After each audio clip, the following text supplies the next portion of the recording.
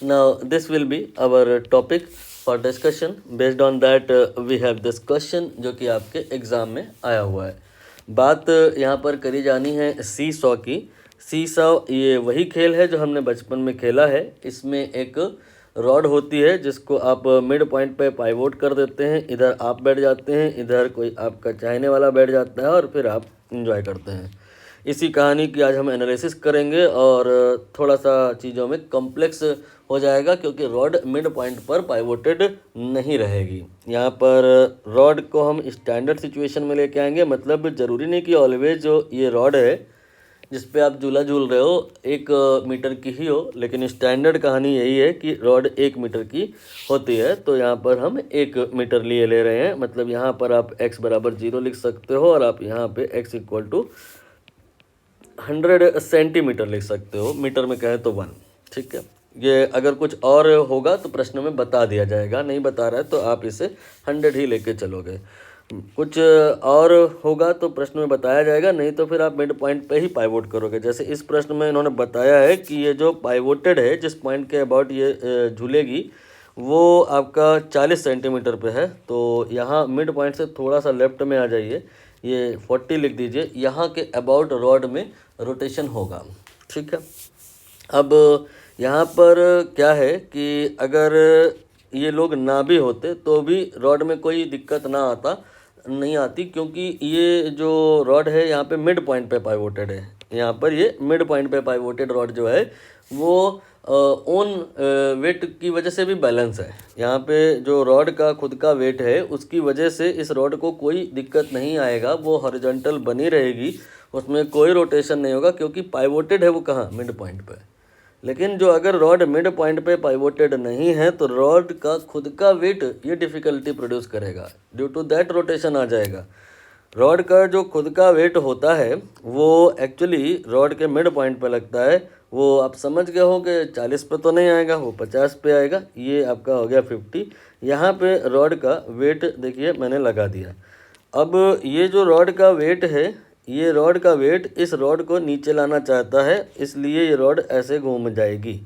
अगर इधर कोई फोर्स वगैरह या इधर कोई बैठाल दिया जाए तो संभव है कि ये रॉड ना घूमे. ठीक है. यहाँ पर जैसे हम रॉड के वेट की बात करें तो ये 250 है, ग्राम में है. आप इसे ग्राम में ही बना रहने दीजिए, चाहे चेंज कर लीजिए. 250 ग्राम में ही मैंने बना रहने दिया. ठीक है. अब यहाँ पर और जो लोग हैं वो लेफ़्ट राइट बैठाले जाएंगे. अब इधर उधर बैठालने के बाद फाइनली सब कुछ बैलेंस कराना होता है. यहाँ पर भी वही है कि अ मास 400 ग्राम सस्पेंडेड एट 10 सेंटीमीटर. यहाँ से 10 सेंटीमीटर की दूरी पे यहाँ पर आप कहीं 10 लिख सकते हैं. एक 400 ग्राम का कोई है, उसको आपने सस्पेंड किया. यहाँ पर ऐसे मान लो कि अगर आप खुद 400 ग्राम के हैं तो इसके ऊपर आप बैठ जाइए, लेकिन आप खुद तो 400 ग्राम के होंगे नहीं, इतना कौन कम होता है. तो आपने 400 ग्राम का एक मास लिया और इसको रस्सी की मदद से लटका दिया. ये 400 ग्राम हो गया. इसका जो फोर्स होगा 400 ग्राम फोर्स के बराबर का हो जाएगा. ये क्या करेगा, रॉड को इधर की तरफ से नीचे को घुमाएगा. मतलब रॉड में इस प्रकार का रोटेशन डेवलप होगा बिकॉज ऑफ दिस. ठीक है.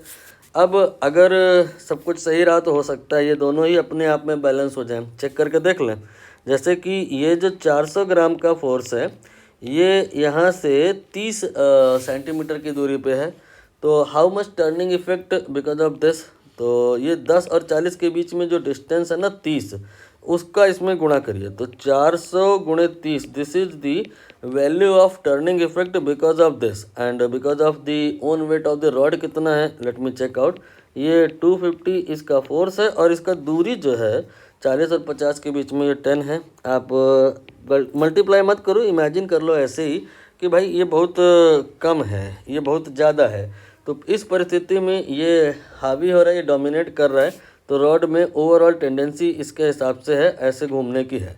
तो फिर आपको अगर इसको घूमने से रोकना है तो इधर कहीं बिठालना पड़ेगा किसी को. आगे देखो किया है ऐसा. To maintain the balance of the rod the mass to be suspended at 90 centimetre of the mark.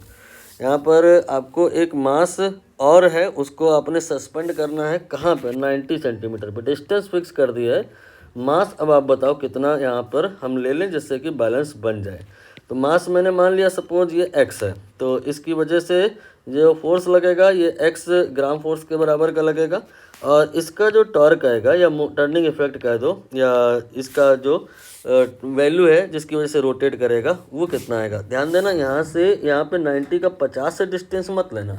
ये जो फोर्स लग रहा है ये पॉइंट ऑफ पाइवोट से कितनी दूरी पे है ये देखना पड़ता है। ये आपका हो जाएगा 40 और 90 के बीच में 50, ये हो गया 50 सेंटीमीटर। तो इसका जो टर्निंग इफेक्ट है वो कितना है, x गुणे 50, और ये है टर्निंग इफेक्ट 250 का, और ये है टर्निंग इफेक्ट आप कह सकते हो 400 ग्राम का। तो टोटल टर्निंग इफेक्ट जो लेफ्ट से आएगा और जो राइट से आएगा उनको बैलेंस करा दीजिए।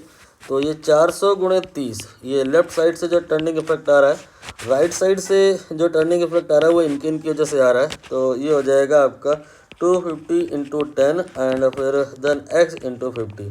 अब मुझे नहीं लगता कुछ मुश्किल है, कैलकुलेशन है थोड़ी बहुत, वो कर लेते हैं। जैसे कि पहले तो 0 को यहाँ से आप गायब करा दो, तो ये हो गया आपका 1200, ये हो गया 1200, फिर इसके बाद ये हो गया 250, और फिर ये हो गया 5x। अब 1200 में 250 घटा लें अगर, तो ये मुझे लग रहा है 950 आ जाएगा, और फिर ये 5x हो जाएगा।